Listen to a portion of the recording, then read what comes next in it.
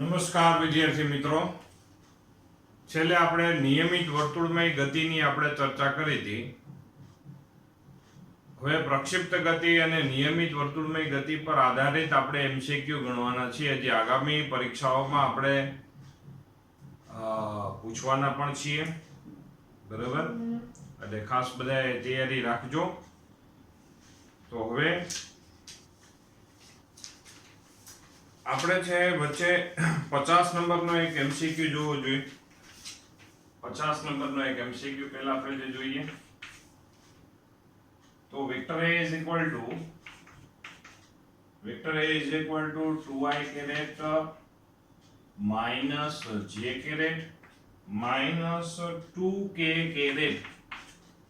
તો બરાબર તમે જોવો જોઈએ કે અહીંયા છે આ માઈનસ નિશાની છે રકમમાં, જે છાપવામાં ભૂલ છે એટલા જ માટે અહીંયા છે આ એમસીક્યુ કરાવીએ છીએ. બાકી આ એમસીક્યુ તો એકદમ સેલો એમસીક્યુ છે.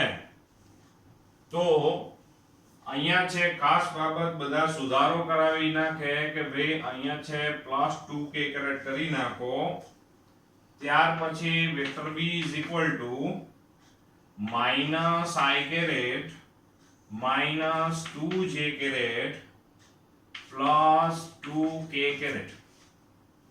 એટલે આવી જે છે.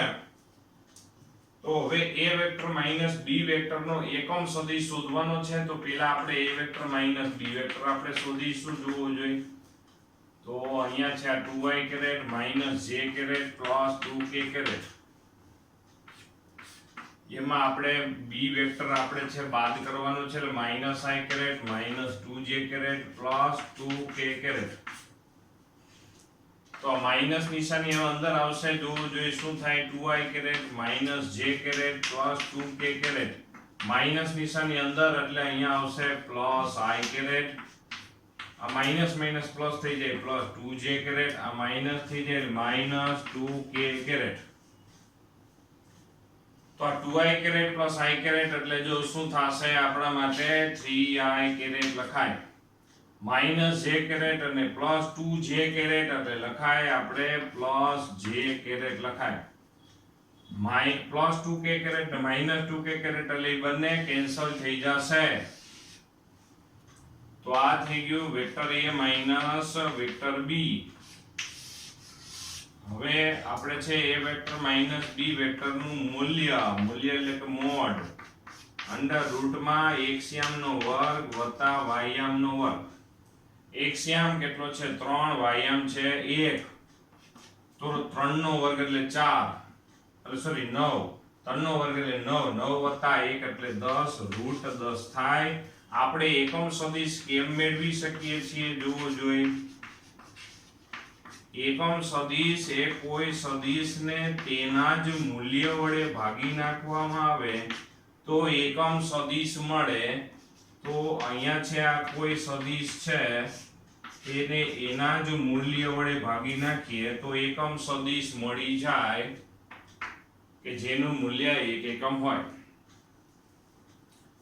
તો આવી રીતે ઘણા વિદ્યાર્થીઓ આ એમસીક્યુ માં ધ્યાન દોરેલું હતું, એટલે આપણે આ એમસીક્યુ અત્યારે લેક્ચરમાં જ ગણાવી નાખેલો છે. ત્યાર પછી અમુક વિદ્યાર્થીઓની 52 નંબરના એમસીક્યુ માં પણ ફરમાઈશ હતી 52 માં. જેમ જો તો સેલો એમસીક્યુ છે, આપણે રીતની દ્રષ્ટિએ સેલો. સદિશ a અને b નું મૂલ્ય આપણે શોધવાનું છે, અને સદિશ a અને b વચ્ચે બનતો ખૂણો છે 60 નો છે. તો સમીકરણ લાગુ પાડી દેવાય. આ બરાબર અંડર રૂટમાં a square plus b square plus 2ab cos θ. જેમાં સદિશ a નું મૂલ્ય કેટલું છે જોવો જોઈએ, 4 છે. સદિશ a નું મૂલ્ય 4, b નું મૂલ્ય 3. આ a નું મૂલ્ય 4, b નું મૂલ્ય 3. અને થીટા એટલે બંને સદિશ વચ્ચે બનતો ખૂણો. જે બંને સદિશ વચ્ચે બનતો ખૂણો અહીંયા છે 60 નો. તો cos 60 બરાબર 1/2 થશે. cos 60 બરાબર 1/2 થાય એટલે 2 કેન્સલ થઈ જાય. 4 નો વર્ગ એટલે 16 થઈ જાય. 3 નો વર્ગ એટલે 9 થઈ જાય. અને 4 તેરી ને 12 થઈ જાય. 16 ને 9 25 ને 12 37 આવશે. પરિણામી સદિશ r નું મૂલ્ય √37 આપણને પ્રાપ્ત થશે. તો અહીંયા છે કોઈ વિદ્યાર્થીઓ ઘણા એમ પ્રશ્ન પૂછે કે સાહેબ આમાં 5 જવાબ નો આવે, તો ઘણાને એવો મગજમાં આવે કે એક સદિશનું મૂલ્ય 4 હોય, બીજાનું મૂલ્ય 3 હોય, તો પરિણામી સદિશ 5 મળે. પણ એ તો પરસ્પર લંબ હોય તો ભાઈ સાહેબ, પરસ્પર લંબ એટલે બંને વચ્ચે બનતો ખૂણો 90 નો હોય. અહીંયા 90 લખો એટલે cos 90 બરાબર 0 થઈ જાય, એટલે પદ જ કેન્સલ થઈ જાય, એટલે √ માં a² + b² થઈ જશે. તો આ થી આપણે છે જે ગયા વખતની ઝૂમની મીટિંગમાં બે પ્રશ્નો હતા ઘણાના,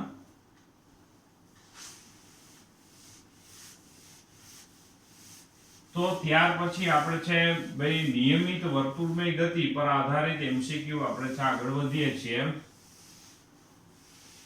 અને પ્રવેગી ગતિ પર આધારિત એમસીક્યુ બંને ભેગા.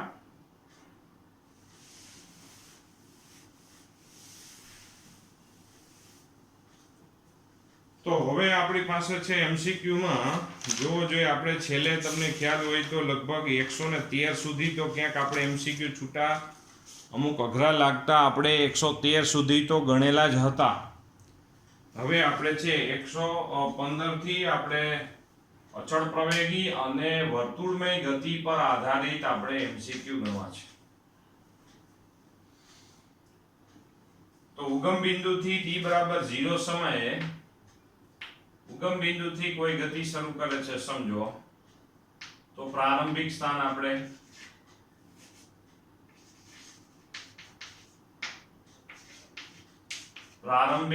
એનું 0 આવશે.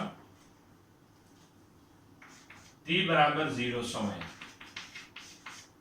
બીજું t બરાબર 0 સમય છે એનો પ્રારંભિક વેગ આપણે આપવામાં આવે છે, પ્રારંભિક વેગ 10 i². સમતલમાં જે ગતિ થતી હોય તેના બે ઘટકો પડતા હોય તો જોવો જોઈએ આ જે 10 i² મીટર/સેકન્ડ જેટલો વેગ છે તેનો x ઘટક કેટલો થાય 10 અને એનો y ઘટક થાય 0. માત્ર એક જ ઘટક છે. પ્રારંભિક વેગનો x ઘટક 10 અને y ઘટક 0 છે. ત્યાર પછી xy સમતલમાં તેની અચળ પ્રવેગી ગતિ, અચળ પ્રવેગનું મૂલ્ય આપેલું છે. એ વેક્ટર ઇઝ ઇક્વલ ટુ આપણી પાસે આવશે 8i² + 2j². અહીંયા જો આપણે જે લખો જોઈએ કે ભાઈ આ જે પ્રવેગ છે એનો x ઘટક છે 8 અને y ઘટક છે 2. ત્યાર પછી આપણને એમ કીધું છે કે ભાઈ અચળ પ્રવેગી ગતિ છે અને y યામ 16 મીટર, કેટલા સમય તેનો y યામ 16 મીટર થાય.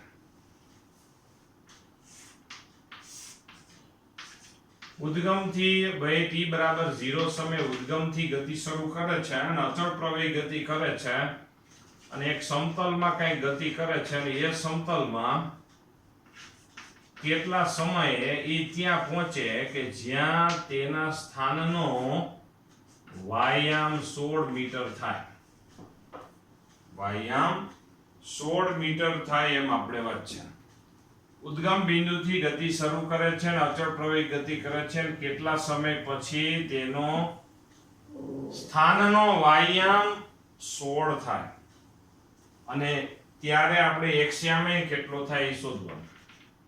એટલે x યામે શોધવાનું.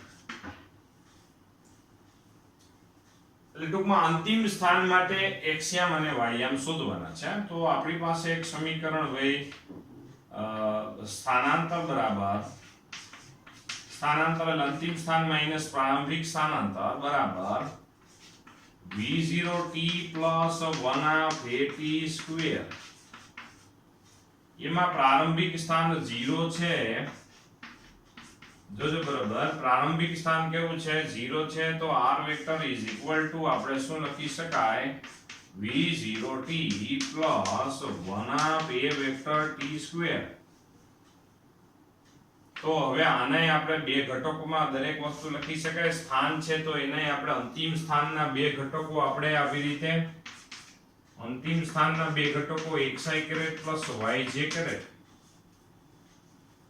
તો આ જે સમીકરણ છે એ સમીકરણને આપણે છે બે ઘટકમાં જ જો દર્શાવી દઈએ તો જો અહીંયા આવશે બે xયામ જો બધા લખીએ તો x બરાબર v0x એટલે કે પ્રારંભિક વેગનો x ઘટક v0xt પ્લસ 1/axt સ્ક્વેર.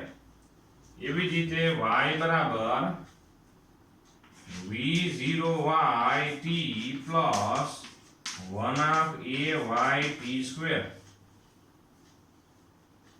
તો હવે જો જોઈએ તમારી પાસે વાયામ કેટલો છે 16 છે વાયામ 16 છે. પ્રારંભિક વેગ 0 અને પ્રવેગ આપણા માટે જો જોઈએ પ્રવેગનો y ઘટક કેટલો છે તમારી પાસે 2 છે. સમય આપણે શોધવાનો છે તો 2 કેન્સલ થઈ જાય તો આપણા માટે અહીંયા શું થશે 16 બરાબર t સ્ક્વેર અને t બરાબર તમારી પાસે t બરાબર જો મળી જાય 4 સેકન્ડ મળી જાય. ચોથી સેકન્ડે તે પદાર્થનો વાયામ 16 થતો હશે તો અહીંયા લખી નાખો જો તો ચોથી સેકન્ડે તે પદાર્થના સ્થાનનો વાયામ 16 થાય તો ત્યારે એનો xયામ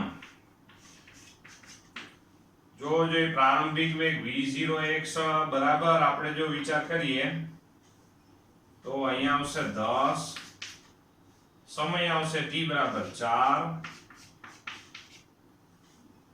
પ્રવેગનો x ઘટક આવશે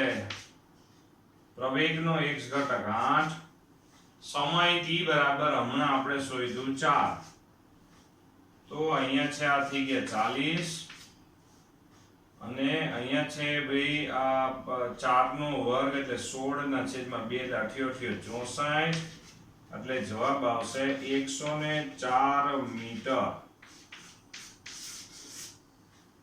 તો આવી રીતે થઈ ગયું જોવો જો એ બહુ સરસ મજાની વાત છે. આના જેવો એક્ઝેક્ટ આપણી પાસે એક બીજો પણ દાખલો છે જે 126 નો છે. આના જેવી જ રકમ આપેલી છે આની મુજબ જ બધાય ગણી નાખજો એકદમ વ્યવસ્થિત થઈ જશે. જો રકમ શું હતી કે જો કોઈ ઉદ્ગમ બિંદુથી પોતાની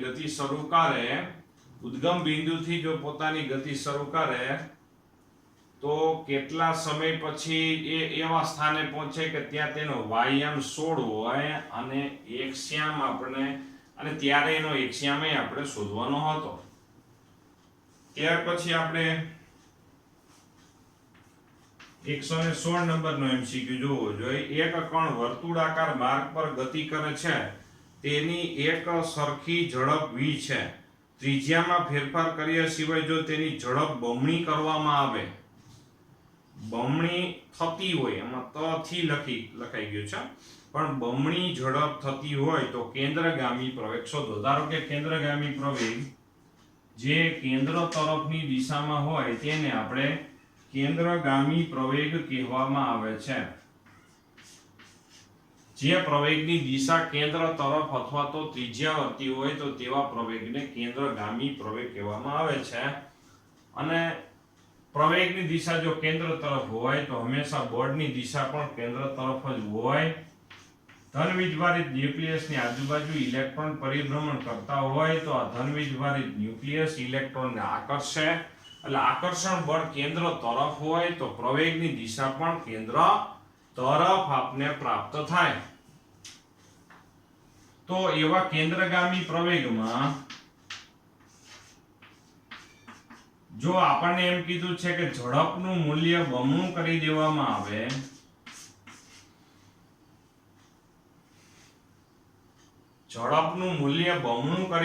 આવે તો કેન્દ્રગામી પ્રવેગ તો ઝડપનું મૂલ્ય બમણું કરી દેવામાં આવે પેલા v જેટલી ઝડપથી પદાર્થ ગતિ કરતો હતો ત્યારે કેન્દ્રગામી પ્રવેગનું મૂલ્ય 80 હતું. હવે ઝડપ બમણી કરી નાખીએ તો 2 નો વર્ગ થાય એટલે 4 એટલે v² r બરાબર આપણે શું લખી શકાય પાછું પેલાનું કેન્દ્રગામી પ્રવેગ લખી શકાય, એનો મતલબ કે કેન્દ્રગામી પ્રવેગ એ કેટલો થઈ જાય, 4 ગણો થાય. કેન્દ્રગામી પ્રવેગનું મૂલ્ય v નું મૂલ્ય જો બમણું થાય, કેન્દ્રગામી પ્રવેગનું મૂલ્ય 4 ગણું થાય. આપને ખબર છે કે આ બે વચ્ચેનો જે સંબંધ છે એ વર્ગનો સંબંધ છે, એટલે ઝડપ જો આપણે બમણી કરો તો પ્રવેગ 4 ગણો થઈ જશે. ત્યાર પછી આપણી પાસે 118 નંબરનો એમસીક્યુ છે, જોવું જોઈએ. 118 નંબરમાં 10 સેન્ટીમીટર ત્રિજ્યાની વર્તુળાકાર ખાંચમાં સપડાયેલો મકોડો છે, અચળ ઝડપથી ગતિ કરી 50 સેકન્ડમાં 5 પરિભ્રમણ કરે. હમણાં છે આપણે ગયા પીરિયડમાં આપણે તમને ખબર હોય તો ગયા લેક્ચરમાં આપણે છે આવો એક ઉદાહરણનો દાખલો પણ ગણેલો હતો કે કેટલા પરિભ્રમણ, 5 પરિભ્રમણ કેટલા સમયમાં, 50 સેકન્ડમાં પૂરા કરે તો એક પરિભ્રમણ કરવા માટે કેટલો સમય લાગે, અને એક પરિભ્રમણ માટે લાગતા સમયને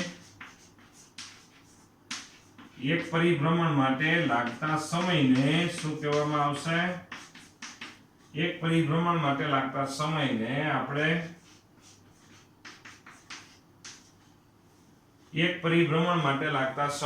આપણે આવર્તકાળ કહેવામાં આવશે, અને આવર્તકાળ છે 10 સેકન્ડ છે.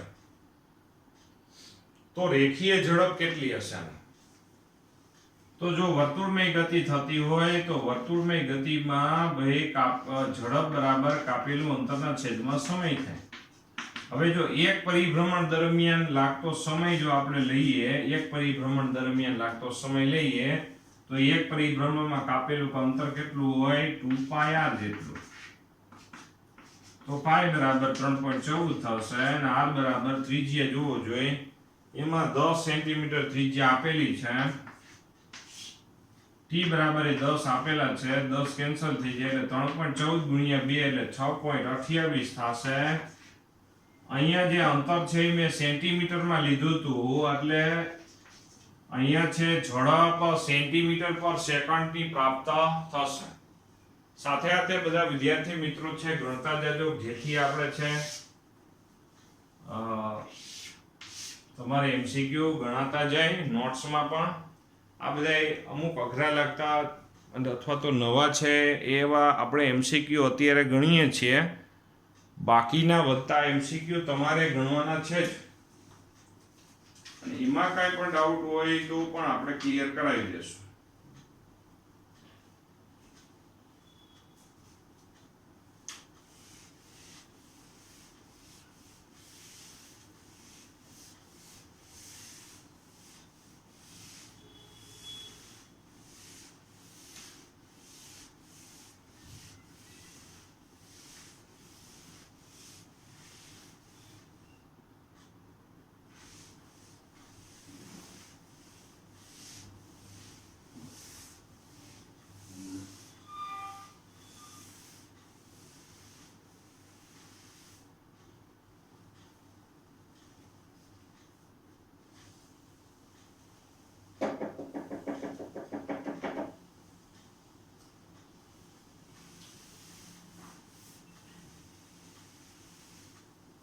તો જો જોઈએ આપણી પાસે છે એક 23 નંબરનો એમસીક્યુ, સોરી 123 નંબર.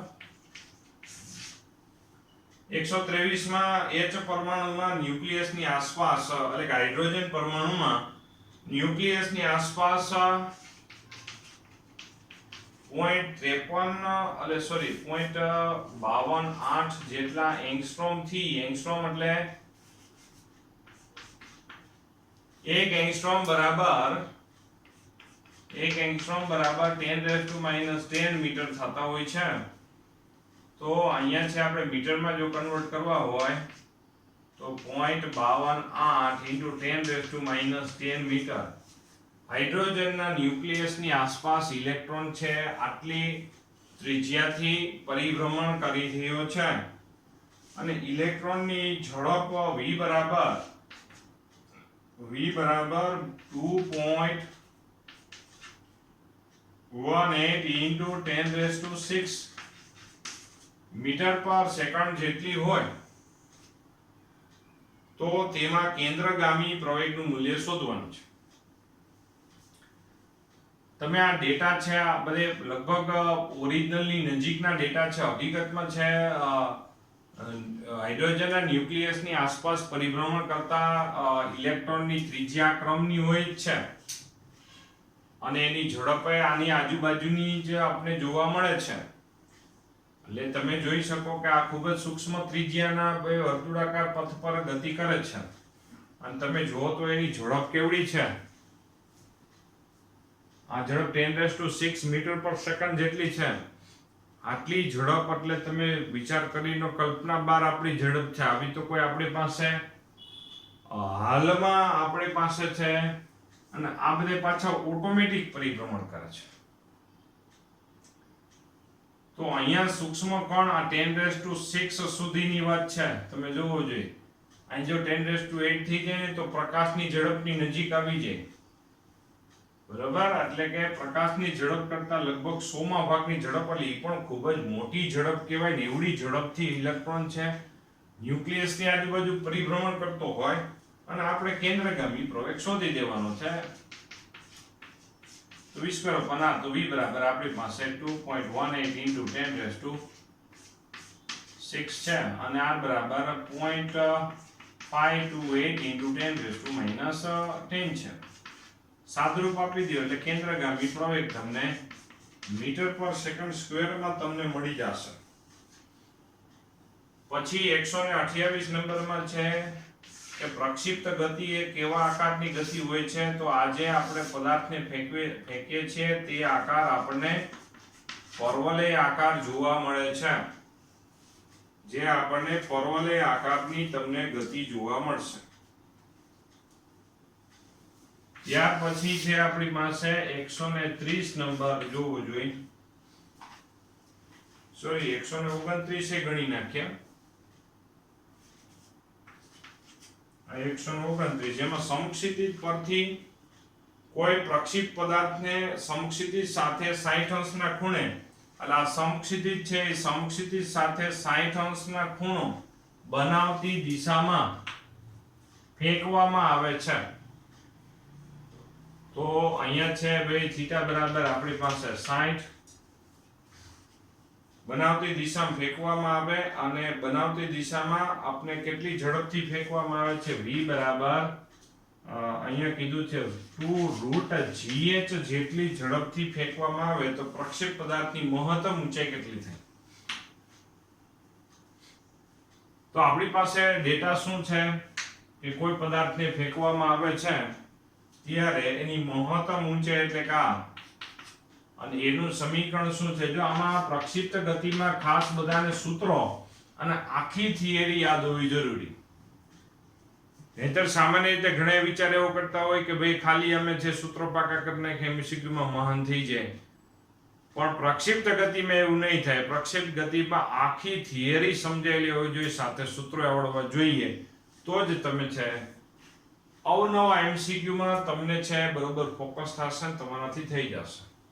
તો h બરાબર v0² sin² ના છેદમાં 2g આવી રીતે વાત છે.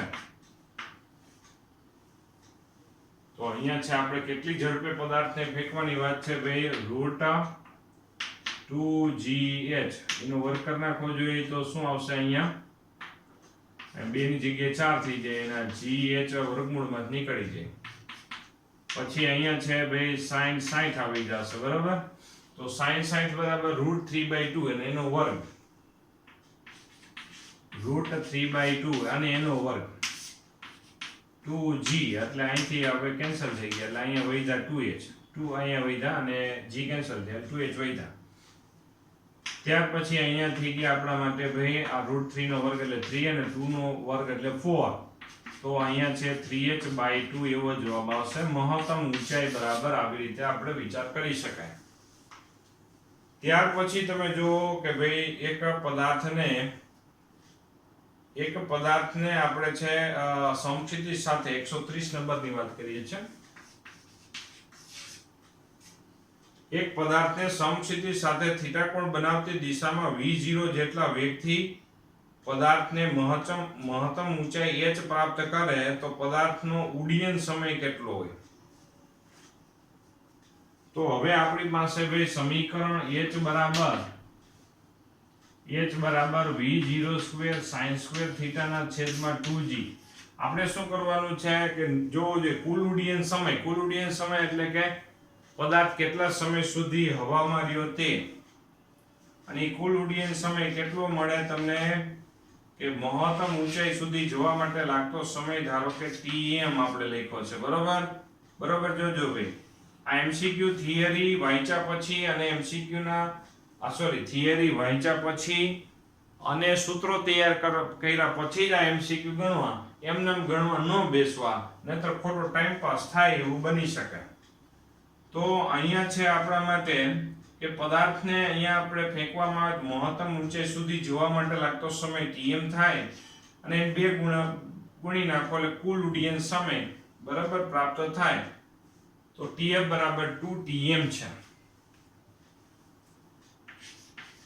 અને tm બરાબર આપણે શું લખી શકાય છે કે v0 sin θ ના છેદમાં g.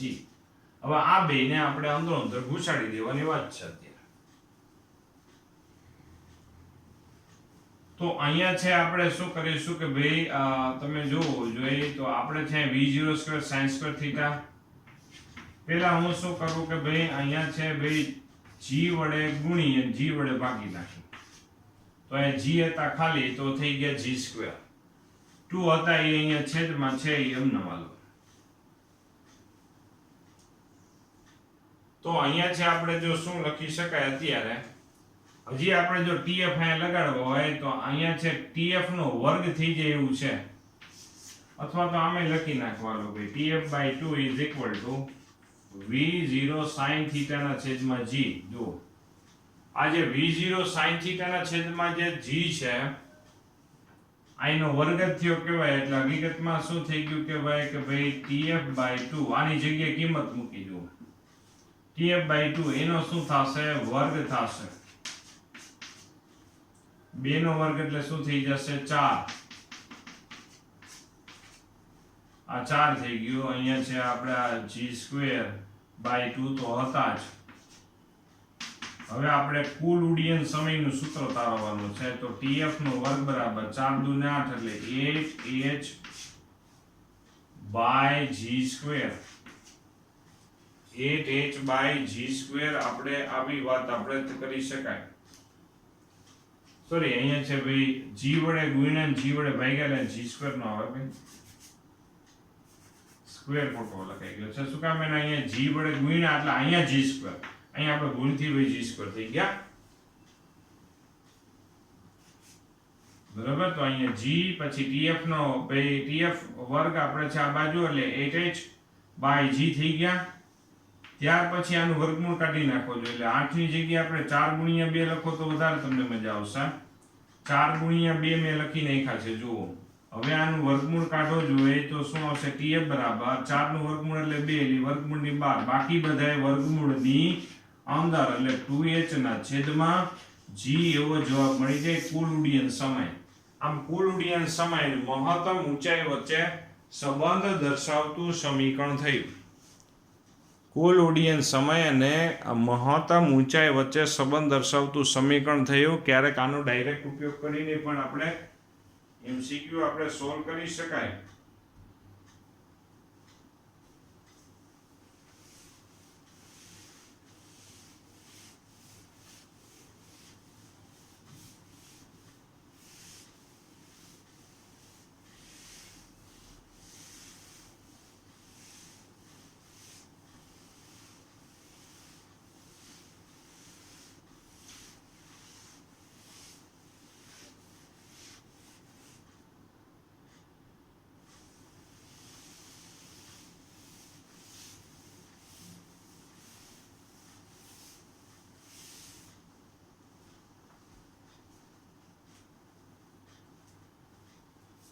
તો અહીંયા છે આપણા માટે 131 નંબરની વેરાયટી છે. પ્રક્ષિપ્ત ગતિમાં પદાર્થે પ્રાપ્ત કરેલી મહત્તમ ઊંચાઈ અને અવધિ કરતા 3 ગણી હોય તો સમક્ષિતિજ સાથે પદાર્થનો પ્રક્ષિપ્ત કોણ શોધો. એટલે વાત એવી છે કે જ્યારે કોઈ પદાર્થને આમ પ્રક્ષિપ્ત કરવામાં આવે છે તો તેની મહત્તમ ઊંચાઈ એટલે કે આવું કંઈક હશે. આ મહત્તમ ઊંચાઈ તેની અવધિ કરતા 3 ગણી મળે છે એટલે કે h બરાબર 3r હોય. તો પ્રક્ષિપ્ત કોણ શોધો. તો h અને r વચ્ચે સંબંધ દર્શાવતું એટલે મહત્તમ ઊંચાઈ અને અવધિ વચ્ચે સંબંધ દર્શાવતું આપણે સમીકરણ આપણે તારવી શકીએ એમ છીએ. તો અહીંયા તમે જોવો જોઈએ કે ભાઈ h બરાબર આપણી પાસે શું સમીકરણ છે v0 square sin square theta ના છેદમાં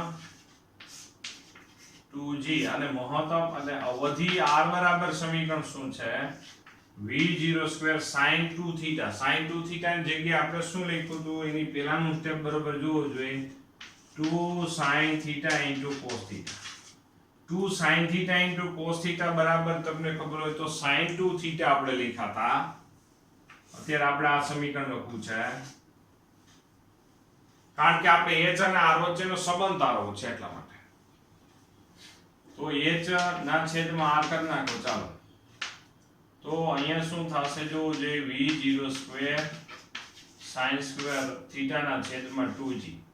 હવે r છે અહીંયા છેદમાં આવશે એટલે કે ભાઈ છેદમાં લખો 2v0 square sin theta cos theta છેદમાં g છે એટલે છેદનો છેદ કેમાં વયો જાય અંશમાં ચાલ્યો જાય.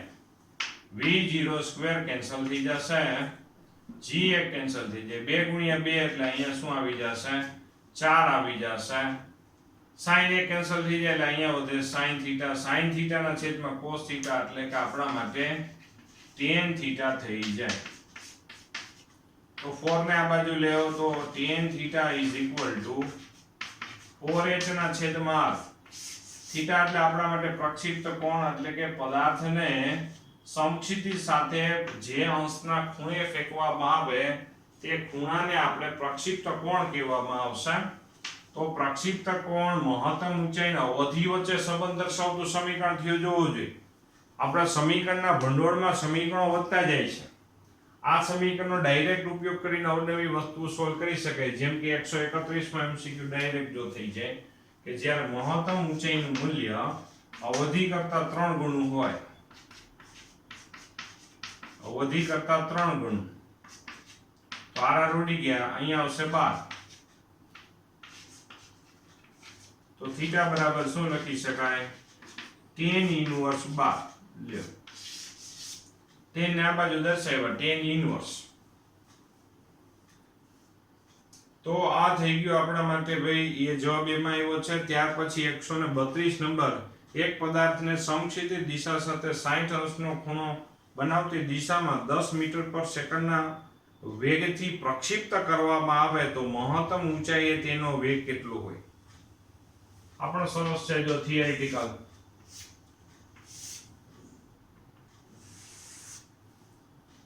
મહત્તમ ઊંચાઈએ પદાર્થનો વેગ કેટલો હોય.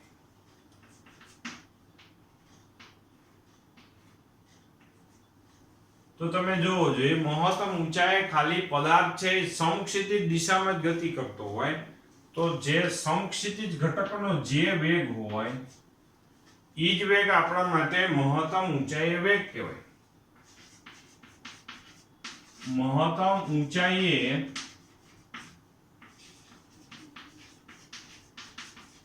પદાર્થનો વેગ બરાબર મહત્તમ ઊંચાઈએ પદાર્થનો વેગ બરાબર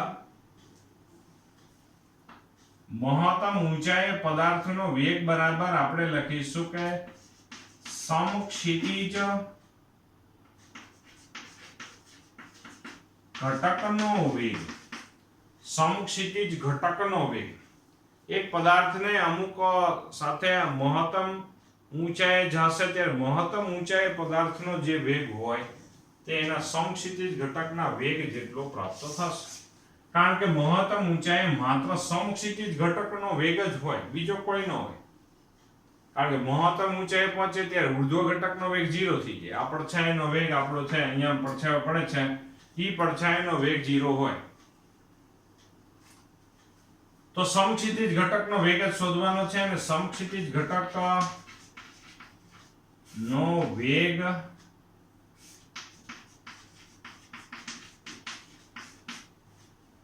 એ આપણા માટે અચળ હોય છે.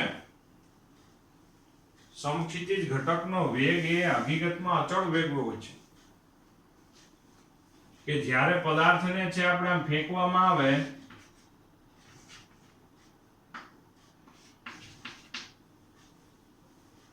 તો તેનો પ્રારંભિક સમક્ષિતિજ ઘટક v0 cos θ તો અહીંયા પ્રારંભિક v0 cos 60 એટલે અહીંયા આવશે ભાઈ v0 cos 60. પ્રારંભિક વેગ છે 10 આવશે cos 60 બરાબર 1/2 આવશે અને જવાબ આવશે 5 મીટર પર સેકન્ડ.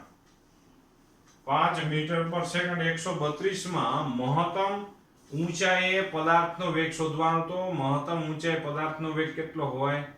મહત્તમ ઊંચાઈ પદાર્થનો ઓન્લી સમક્ષિતિજ ઘટકનો વેગ જ હોય એટલે કે અને સમક્ષિતિજ ઘટકનો વેગ તો અચળ હોય એટલે પ્રારંભિક વેગનો જે આપણો સમક્ષિતિજ ઘટક મળશે કારણ કે આ v0 તો આ સમક્ષિતિજ ઘટક v0 cos અને આ ઉર્ધ્વ v0 sin પ્રારંભિક વચ્ચે. તો પ્રારંભિક વેગનો જે સમક્ષિતિજ ઘટક હશે એ અચળ હોય કારણ કે આ જે પડછાયો આ ઉર્ધ્વ સમક્ષિતિજ ઘટક અચળ ઝડપથી ગતિ કરતો હોય છે. કારણ કે પ્રક્ષિપ્ત ગતિમાં સૌથી અગત્યની વાત કઈ છે કે આ એવી ગતિ છે કે એનો સમક્ષિતિજ ઘટક અચળ ઝડપથી અને ઉર્ધ્વ ઘટક અચળ પ્રવેગી ગતિ કરે છે. તો આ પડછાયો અચળ ઝડપથી જતો હોય એટલે અહીંયા જેટલી ઝડપ હોય આ પડછાયાની અહીંયા એટલી જ હોય અને અહીંયા છે આની આ પડછાયાની આ પદાર્થની જે ઝડપ છે એ આ પડછાયાની ઝડપ છે એટલા માટે મહત્તમ ઊંચાઈએ પદાર્થની ઝડપ સમક્ષિતિજ ઘટકની ઝડપ જેટલી પ્રાપ્ત થાય. બહુ સરસ મજાની વાત છે. ત્યાર પછી 133 નંબરનો જો એમસીક્યુ આપણે 133 નંબર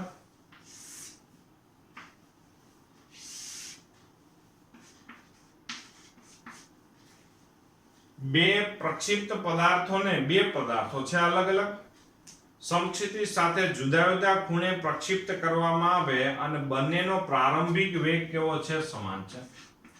બે પદાર્થો છે બેનો પ્રારંભિક વેગ સમાન છે આપણે વિચાર કરી લઈએ અને તેમની અવધિ પણ સમાન છે. બંનેની તો તેમની અવધિ સમાન હોય એટલે બેની અવધિ પણ સમાન. જો એક પદાર્થને 60 ના ખૂણે ફેંકવામાં આવે તો તેની મહત્તમ ઊંચાઈ જો આ ભાઈને 60 ના ખૂણે ફેંકવામાં આવે તો તેની મહત્તમ ઊંચાઈ 102 મીટર મળતી હોય તો બીજા પદાર્થની મહત્તમ ઊંચાઈ કેટલી હોય? બીજા પદાર્થની મહત્તમ ઊંચાઈ શોધવાની. હવે તમે જોઈ શકો કે ભાઈ તો આ બીજા પદાર્થને કેટલા અંશના ખૂણે ફેંકો હોય તો આપણી એક થિયરી છે ભાઈ. થિયરી એટલે હકીકતમાં એક ઉદાહરણનો દાખલો છે કે જો અવધિ સમાન અવધિ ક્યારે સમાન મળે? 45 સાથે સમાન તફાવત ધરાવતા ખૂણે બે પદાર્થને ફેંકવામાં આવે ત્યારે બેની અવધિ સમાન મળે. જો બે પદાર્થને સમાન પ્રારંભિક ઝડપથી ફેંકવામાં આવે અને જો બેની અવધિ સમાન રહેતી હોય તો આ બંને જે પદાર્થને અલગ અલગ ખૂણે ફેંકવામાં આવ્યા છે અલગ અલગ ખૂણા એ 45 થી સમાન તફાવત ધરાવતા ખૂણા હોવા જોઈએ. એટલે કે આ 45 કરતા કેટલો વધારે છે? 15. તો આનો ખૂણાનું મૂલ્ય 45 કરતા 15 ઓછો એટલે 30 નો હોવો જોઈએ. જો જે આગલા એક ઉદાહરણના દાખલા ઉપરથી આપણે છે નક્કી કરેલું કે સમાન પ્રારંભિક ઝડપથી પદાર્થને અલગ અલગ ખૂણે જો ફેંકવામાં આવે અને જો અવધિ એની સમાન રહેતી હોય તો એ જે પ્રક્ષિપ્ત કોણ છે હકીકતમાં 45 કરતા સમાન તફાવત ધરાવતા હોવા જોઈએ. તો સમાન તફાવત એટલે એક 45 કરતા 15 જેટલો વધારે છે જે રકમમાં આપ્યો છે તો બીજો એ 45 કરતા 15 જેટલો ઓછો હોવો જોઈએ. તો તો જો જે આપણી પાસે બંનેના h ના સમીકરણ આપણે લખી નાખીએ કે ભાઈ h1 બરાબર v0 square sin square theta, theta બરાબર પેલા ભાઈનું કેટલા છે 60 છે ના છેદમાં 2g એટલે h1 બરાબર 102 v0 આપણે નથી ખબર sin 60 એટલે થાય આપણા માટે √3/2 થશે પણ એમને રાખીએ અત્યારે સાદુરૂપ પછી દઈ દેશું બીજો જે પદાર્થ છે જે આપણા માટે એની મહત્તમ ઊંચાઈ h2 છે જે આપણે શોધવાની છે h2 બરાબર v0 સ્ક્વેર તેને આપણે 30 ના ખૂણે ફેંકવામાં આવ્યો છે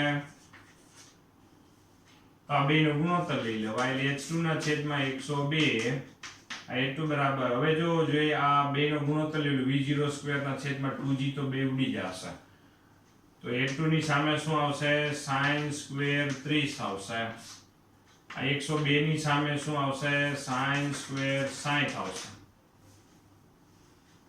sin 30 બરાબર 1/2 થાય ને 1/2 નો વર્ગ કરો એટલે કે 1/4 થાય sin 60 બરાબર √3/2 થાય અને એનો વર્ગ કરો એટલે 3/√3 નો વર્ગ એટલે 3 અને 2 નો વર્ગ કરો એટલે 4 કેન્સલ થઈ જશે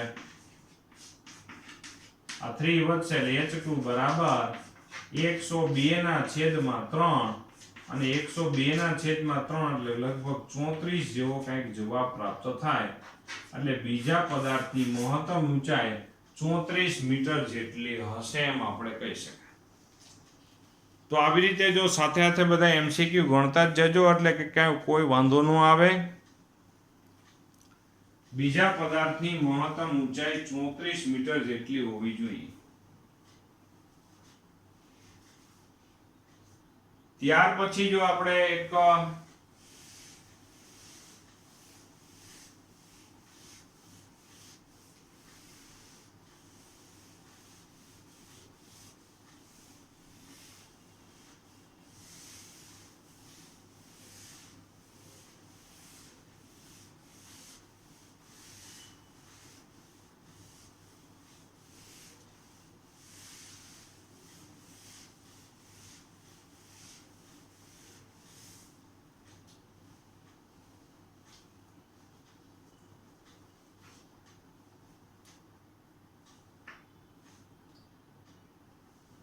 તો અહીંયા છે આપણી પાસે 137 નંબરનો એમસીક્યુ છે કે એક પદાર્થ છે એ આવી રીતે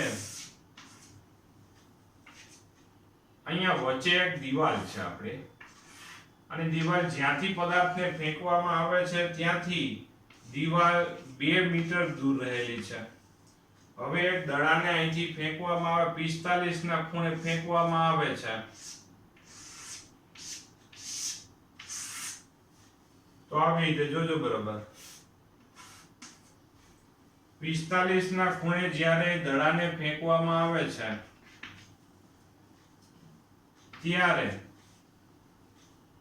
45 ના ખૂણે જ્યારે દડાને ફેંકવામાં આવે છે ત્યારે આ દીવાલ સાથે જસ્ટ અડીને નીકળી જાય જસ્ટ અડીને લગભગ આઈડો ન આઈડો એના જેવું આમ જાણે કે આવી રીતે આમ કે ધારો કે આ માથાના વાળ આમ હલે પણ આપણે એમ બરોબર અથડામણ ન થાય ખાલી આવી રીતે આમ ચરક જસ્ટ અડી નીકળી જાય એટલે લગભગ અહીંથી જ પસાર થયો હોય એટલે ભટકાણો ન હોય એમ સેજ બાજુમાંથી નીકળી ગયો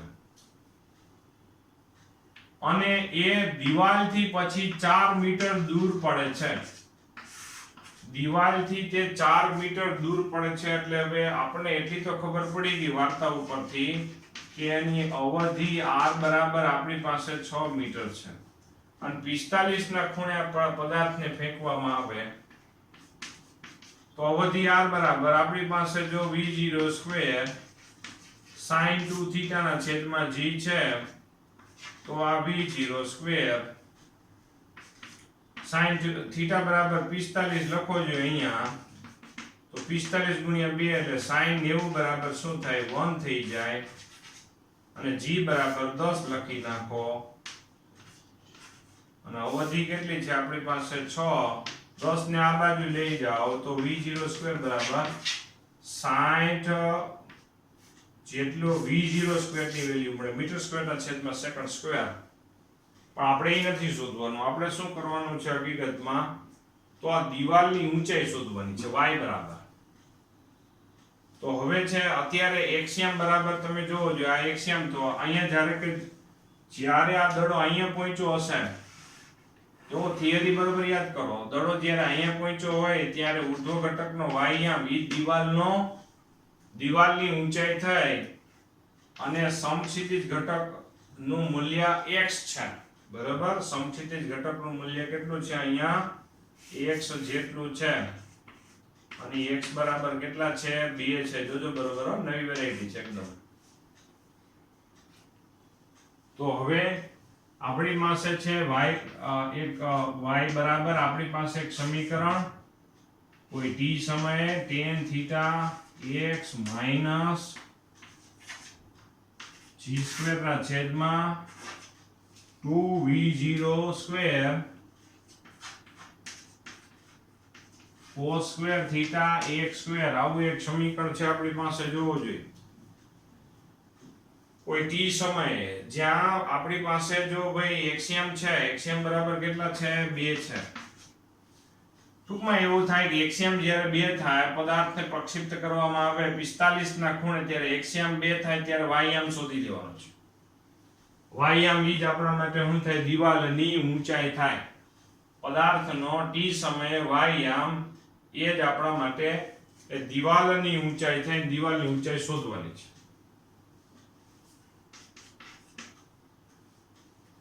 તો બધા ડેટા છે આપણી પાસે ભાઈ. y બરાબર આપણી પાસે ભાઈ tan 45,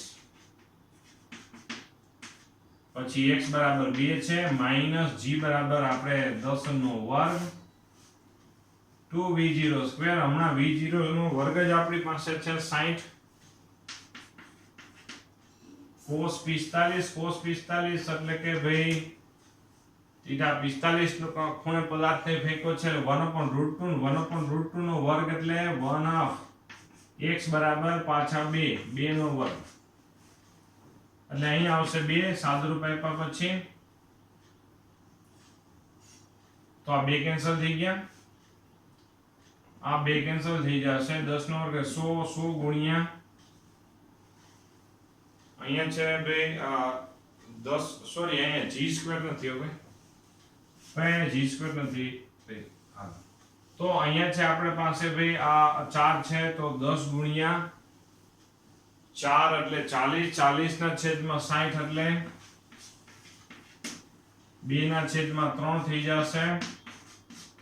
0 કેન્સલ થઈ ગયા. 2 ના છેદમાં 3 એટલે 3 દુ 6, 6 માં 2 જાય તો 4.